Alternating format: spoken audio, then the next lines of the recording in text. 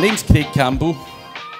I do a lot of speaking at different events about various different topics, but my main skills are I do SEO training, I have a small agency, and I do affiliate marketing now, which is something I've been building up over the years and obviously something that I want to talk about.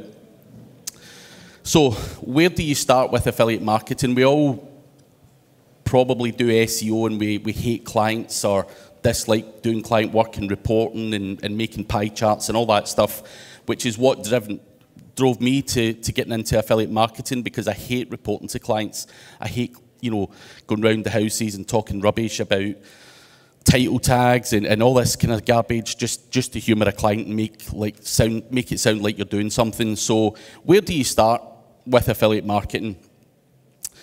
There is loads of different options available for people. You can start off with a private affiliate marketing. So when I started out doing affiliate marketing, I joined BRush, which is part of SEMrush. And they pay you 40% recurring monthly revenue for every single person you sign up, which is really, really good. And anyone can join that. You don't have to be anyone to join that. Everyone can sign up. Where most of the traffic comes from, though, is things like ranking for SEMrush tutorial and things like that. And that's something that I'll outrank SEMrush for. So when people are looking for SEMrush tutorials or to understand how SEMrush works, they're going to Google something like that. And I've got that page on my website, and it ranks well, and it drives a lot of traffic, which in turn brings me in some decent affiliate marketing revenue. That is the kind of money you can make quite easily. Getting people to sign up, 91 sign-ups or whatever, is quite good. And what you've got to remember is you get recurring that every month. So the more people you sign up, it's just steady recurring money. And it's the easiest thing in the world for me personally to sell, because I do training. So I get people in that don't really know what they're doing. I put them onto SEMrush to do a bit of keyword research, and I'm getting 40% of their revenue. So that is one way to start. And obviously what you want to do is start off with building content on your website relating to that to drive traffic into SEMrush. And I've got loads of different tutorials about all the different tools that SEMrush have got.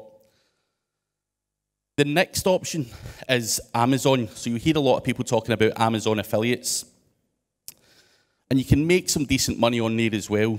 That's a new project I've got. And the website's making about $700 to $1,000 a month. It just depends.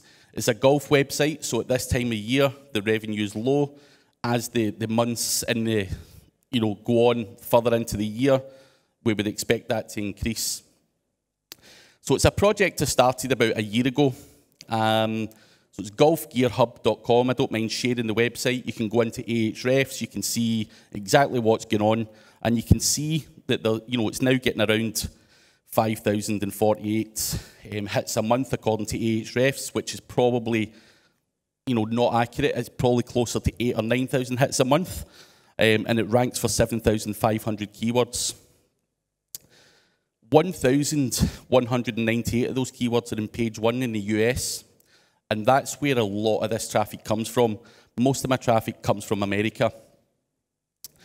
The only bad thing about Amazon affiliate marketing, so I'm not going to tell you I make all this money and it's all good and well. I've made a lot of mistakes along the way. And I wanted to try out Amazon because I heard people talking about Amazon affiliates and how much money they could make. But if you look at the fees that Amazon pay you, they're very, very low. You'll see there, I think the top one, Amazon Fashion, you get 10%. But the further down the list you go, the percentages get smaller and smaller all the time. You would end up bankrupt if you were going to do Amazon affiliate marketing properly.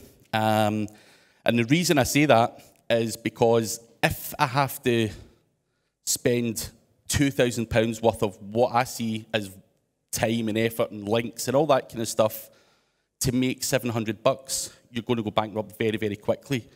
And for me to rank on page 1 for over 1,000 keywords, to not make that much money from Amazon, it's a massive mistake. So for me personally, I think Amazon affiliates is not the right option to go down. I've tried it. You can make money, but it's a hard slog and the commissions are real low. So the next thing that I went on to do was trying drop shipping. And for anyone who doesn't understand what drop shipping is, you get customers onto your website. There's a supplier that fulfills the order, and you keep the profit. Relatively easy and straightforward. And this is a drop shipping website that I've got. And you can see there on the right-hand side, the monthly revenue is 168,000 per month. Quite easy. There's probably about 20% of that's profit for me. The rest of it's costs and all that kind of stuff. So I've got to pay a lot of that out. But drop shipping gives me a much higher percentage and makes it worth my while. So I can buy links, or I can pay someone to do content. I can do lots of other stuff, and I can actually make money from that. So drop shipping is a good option, but you've got to try stuff. You've got to fail at it to get the successes. But the most important thing when it comes to affiliate marketing is doing your research. So one of the stories that I've got to tell is not do your research properly, because if you're an impulsive guy like me who just dives in both feet first, not caring, then you're going to make a lot of mistakes. So one of those mistakes was a few years back that e-cigs in the vape industry was something that I had in my head as something relatively new, something that had a lot of search volume. So if I went into SEMrush, I looked at the search volume for words like vape, e-cigs and stuff like that, and it was literally close to hundreds of thousands of searches per month. So I thought, confident in my own ability, let's get this done. The first thing I done was set up a website, got it ranking, started to get orders. The orders weren't great. The cost of vape isn't expensive, so what I wanted was sheer volume. So I started to get the sheer volume, but I put like 6 months worth of effort into this in terms of SEO, 6 to 9 months, whatever it was, and the orders started to come in. I then started to have problems with the drop shipper, because I hadn't done proper research into who I was using. So people were making orders, and the drop shipper would email things like, that order's been done, but he sent out a different product because they ran out of stock. The customer wasn't happy. He wanted to return the stuff, and my profits are gone because I had a bad drop shipper. They constantly changed the stock. So every time I was ranking for a specific brand of vape, I would find out that there was a kind of compliancy issue with it, and it was no longer available. And then I had to rank some more stuff, and it was just a constant hassle all the time in the kind of vape industry. But, you know, you've got to get knocked down. If you're going to sit down and take that kind of garbage, you could just lie there and make no money and be put off of it. You've got to get back up. But what I would say to anyone is do your research first. Get the right strategy, get the right people, and do things the right way. Content. So how do you get content for all of these websites? So we all know that content's a really big thing, regardless of whether you're doing affiliate marketing or doing it for your agency website or whatever it may be. Content's a big part of it. Now, you can hire people. If you're going to set out in affiliate marketing, hiring full-time members of staff's not always an option, because you're starting at the bottom and you're trying to make money the cheapest way possible in most cases. You can also hire virtual assistants, which can work quite well to a certain degree. You can go to onlinejobs.ph. You can hire a Filipino content writer for something like $300 a month, and you can get them to populate your affiliate websites with content. The standard's not always that good. Personally, I know people that use onlinejobs.ph and get some success, but sometimes you have to work through, train your staff and all that kind of stuff, which can be a bit tedious. You can go to people per hour. But one wee trick I do that I want to share with you guys is a website called rev.com. And what Rev do is it's a transcription service. So I can put a voice, you know, like an MP4 file. I can put a YouTube video in there. And what they do is translate it. It costs $1 a minute. And what happens here is I'll go on there, I'll make a video, or I'll take someone else's video from YouTube, whatever it may be, and I'll put it in there, and what happens is, probably for 5 minutes of audio, you're going to get about 1,000 words. So I'm going to get 1,000 words written for $5. So I could basically steal Judith's last webinar that you've done with David Bain, stick that into rev.com, and how long are they on for? About an hour? 30 minutes. I would probably end up with about 6,000 words or whatever for $30, which is really good. And people are not doing that kind of stuff, so it's quite a cool little trick if you want a cheap way to get content on your website. I probably shouldn't be telling people that stuff, but that's how I've been getting content on the cheap, populating websites with golf tips. I've got a golf website, so there's all these golf enthusiasts out there making nice videos, showing people how to strike the ball properly and all this kind of stuff, and I'm just going on there and basically stealing their content. Not stealing, but acquiring being inspired by their content. So I'm using it, and it works really well. So rev.com's that website. With links, with websites, you're always going to have to get links. Now, it's obviously going to be a debated topic as to how you get these links, but the reality is people are just paying for links. They don't really want to do outreach themselves. If you are, you're an outreach specialist, great, do your PR pitches, all that kind of stuff. Links do work very, very well, and you can buy them from websites like moneyhat.co.uk, who are a bunch of guys who do outreach on a daily basis, and they're on real websites with real traffic that you can actually select the metrics of the kind of links that you get as well, which is really, really important. So Money Hat's something I do to push my golf website up and some of my e-commerce websites up. But as I say, you can do outreach or whatever you want to do to get links. You can use tools like Pitchbox and various other tools out there to help you get links. You can also do online PR and get links on The Guardian, the BBC, all this kind of stuff.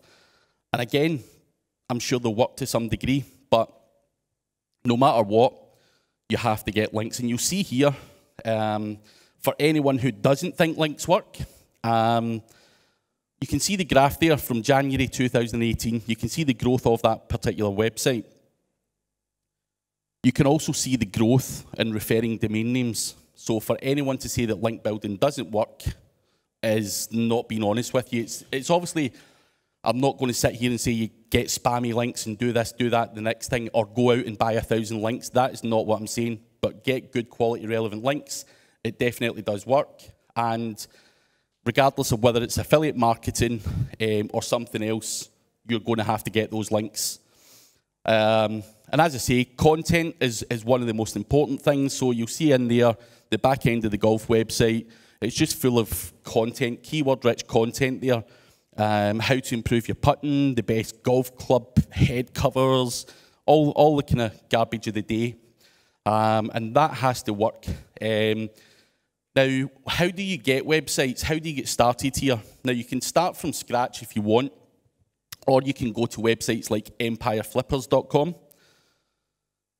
You can buy websites that are Amazon Associates, e-commerce, SaaS tools, AdSense websites and stuff like that. What happens with a website, if you want to acquire a website, it can cost you a fair bit of money.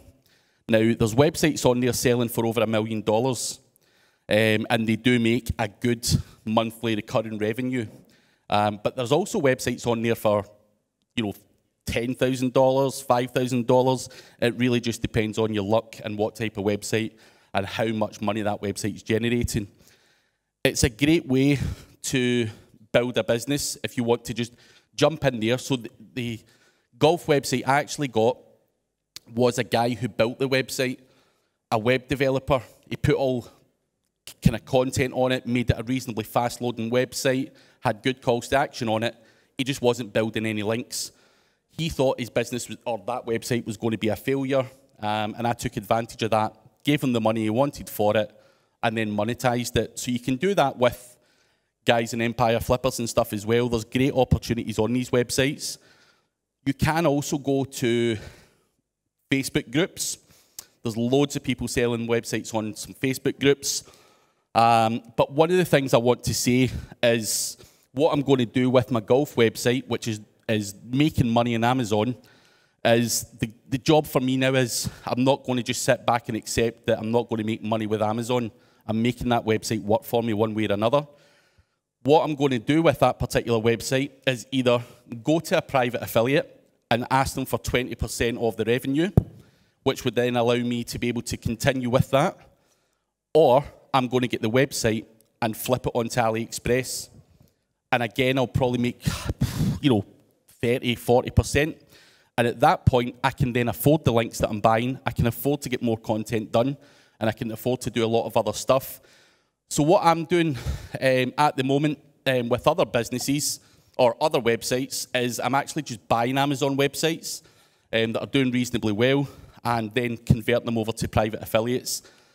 Once that's generating revenue, I can then flip it on at a massive profit. So it's a very, very easy way to make money by doing that. You just got to, you get probably 20 to 25% times multiplier for a website sale. So if a website's making $1,000 a month, it's probably going to be valued at 25 grand or 20 to 25 grand. If I can get that up to £10,000 a month, then I'm going to be able to sell it for $250,000. So it's in my best interests to take an Amazon affiliate website and flip it onto AliExpress or whatever it may be, to then flip the website on and sell it. So it's like buying property. The way I see it is buy digital assets. You can buy property, do them up, sell them on at a profit. Loads of people do good business with that, all over the world, I'm sure.